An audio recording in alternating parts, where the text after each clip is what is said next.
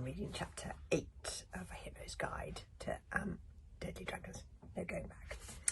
The only window in the library was now plugged by one fat, dead driller dragon, and no natural daylight could sneak into the gigantic, endless maze. The walls were lined with books, and thousands of bookcases stretched from floor to ceiling, lit only by the dim light of glowworms clinging to the walls and a faint scarlet gleam given off by the wriggling, itchy worms. Hiccup walked on, shivering not just with cold but with fear. But the library was cold, with that dark, damp cold that has not seen daylight for so many years that it has forgotten what sunshine feels like. The sad, soggy room smelt of silence and secrets.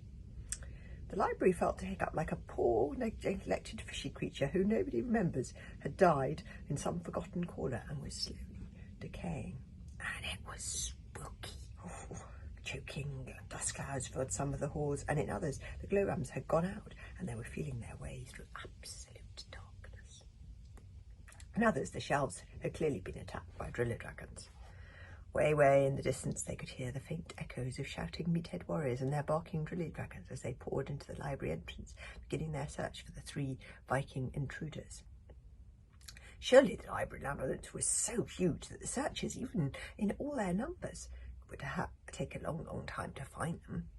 And maybe it was Hiccup's imagination, which was jumping about like a poor bird, dashing its head against a window pane, but he kept on thinking he heard strange breathing and snuffling noises. Never a good idea, coming from somewhere behind his shoulder. Sometimes he thought he saw a flicker of shadows moving and disappearing around a blurry corner.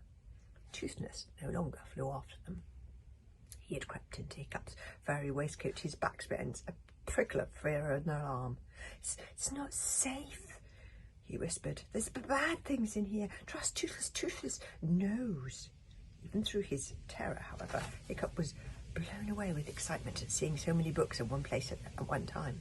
He'd scribbled away notebooks himself, of course, because books were banned by order of the Thing. The only proper book he had ever really held was in that copy of How to Train Your Dragon that Toothless had incinerated.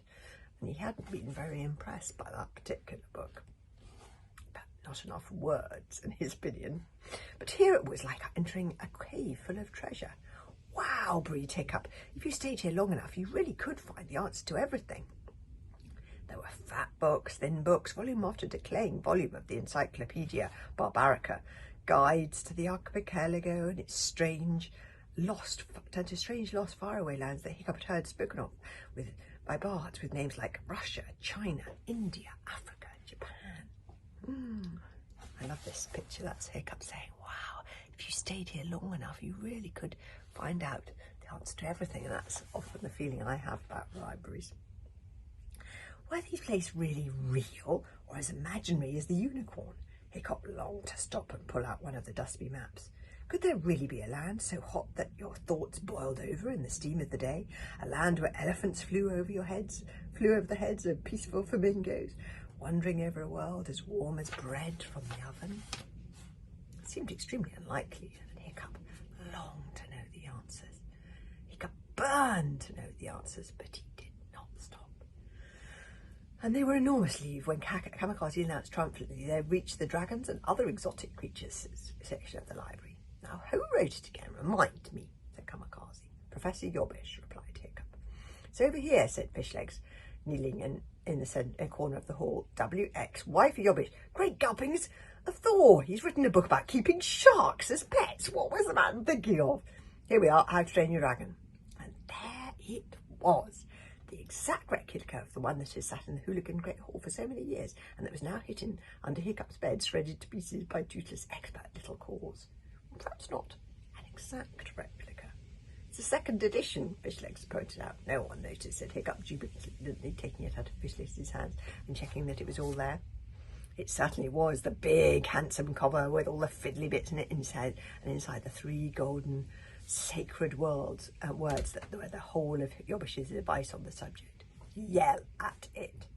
But this time, after 20 years of painstaking research, and as this was a second edition, he had added the one vital word, loudly.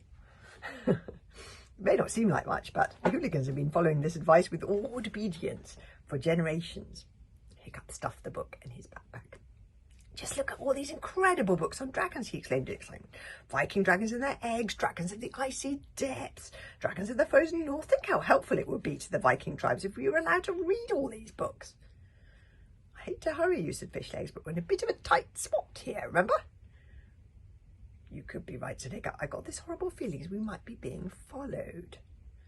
Why do you think that? Screeched Fishlegs in alarm. Oh, it's just a feeling I had, said Hiccup.